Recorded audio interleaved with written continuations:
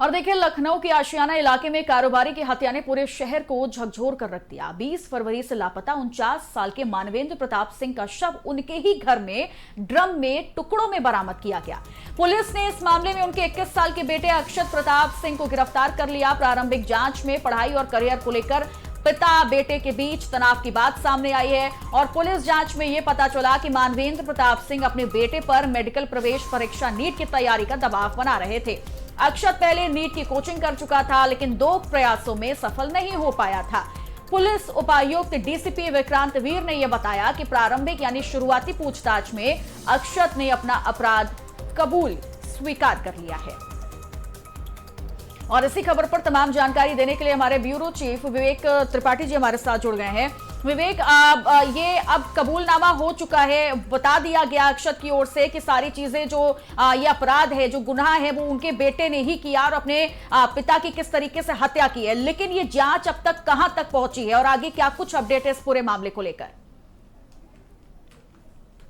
चित्रा, ये जो मानवेंद्र सिंह का मर्डर हुआ है उसके पीछे तमाम कहानियां हैं। हालांकि जो सबसे प्रमुख जो कहानी ये कही जा रही है कि वो नीट की तैयारी के लिए बेटे पर दबाव बना रहे थे, उसको लेकर विवाद हुआ। उन्होंने राइफल तानी, दोनों के बीच में छीना झपटी हुई, राइफल से गोली चल गई, मानवेंद्र सिंह की मौत हो गई और अक्षत ने उनकी लाश से ठिकाने लगाने की कोशिश की।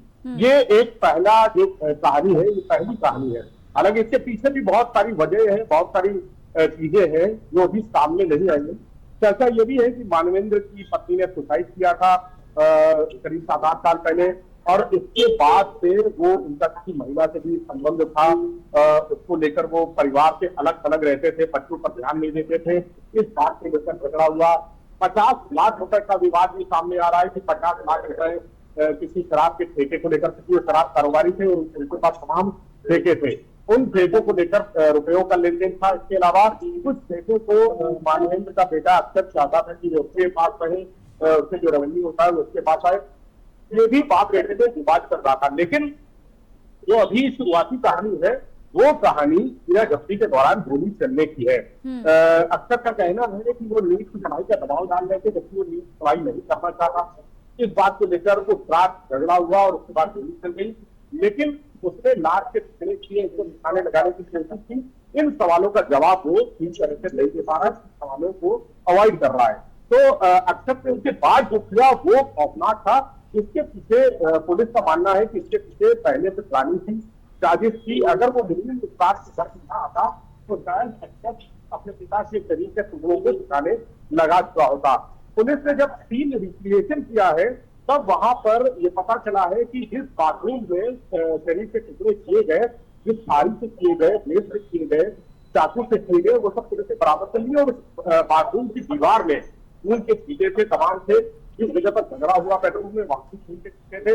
अक्षत ने उन छींटों को मिटाया है। उसके बाद उन दीवारों पर दोबारा पेंट किया है।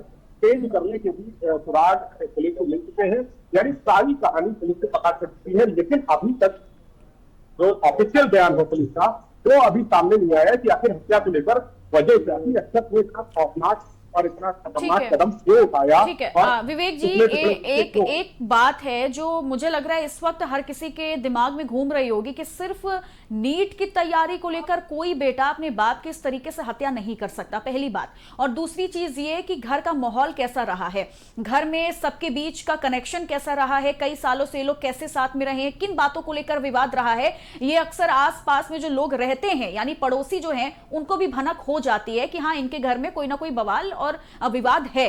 क्या अब तक किसी पड़ोस वाले ने कोई जानकारी अब तक दी है इनके घर को लेकर, कुछ विवादों को लेकर कुछ बताया है? इतना ये सारा मामला पड़ोस के लोगों के जरिए ही सामने आया है। दरअसल अक्षत ने अपने पिता की रिपोर्ट दर्ज करा दी थी और उसने कहा कि रात को पिताजी गए, उसके बाद वापस नहीं आए। लेकिन जब पड़ोस के सीसीटीवी कैमरे में दिखा, पुलिस ने सर्च किया तो पड़ोस में एक मकान में कैमरा लगा था।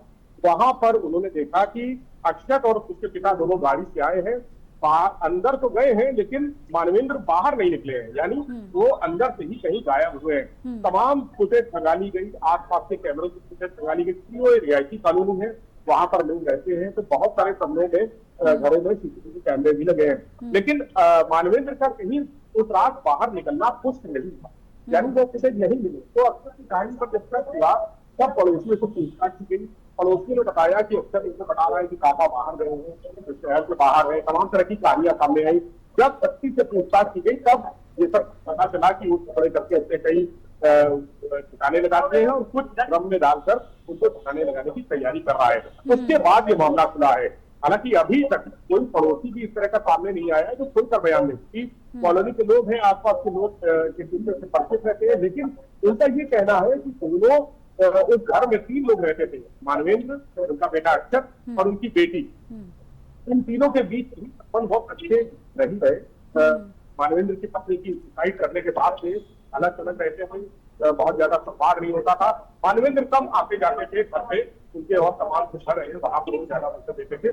बच्चों से उनका बहुत कोई अच्छा संबंध नहीं था, या ये कहे कि ज्यादा लेना देना नहीं था। तो ऐसे में इस वारदात के पीछे ये जो साइकोलॉजिस्ट है, मनोवैज्ञानिक है, उनका ये मानना है कि पारिवारिक संबंध इतने खराब थे और अक्षर हमेशा अपने माँ की मौत के लिए अपने पिता को दोषी मानता था। तो इस सारे रिपरकशन कहीं न कहीं इस पूरी वारदात में दिखे। ठीक है, बिल्कुल ये कह सकते हैं। फिलहाल अभी जैसे पूछताछ आगे की जाएगी तो हो सकता है कि और बड़े खुलासे इस पूरे मामले पर निकलकर सामने आ सकते हैं। बहुत बहुत शुक्रिया विवेक जी आपका तमाम जानकारी के लिए।